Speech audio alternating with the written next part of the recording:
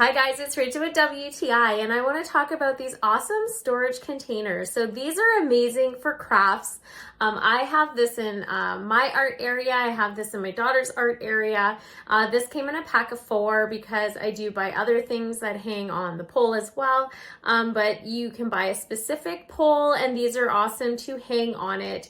You can put whatever you want on it, from paintbrushes to crayons to rulers, anything that you have in an area. You can use them in a kitchen as well, but I prefer to use them in craft areas. They are made of a really sturdy plastic. You can literally bend them and move them. It has a nice little hook on it, so it literally latches onto the pole that you have on the wall. So these are going to stay sturdy. You can also slide them if you want to. These do come in different colors, which is nice because then you can match any room that you want. I went with the white cream color because it will go in any room, which I like that idea. I love the fact that these are so handy to keep your area nice and tidy.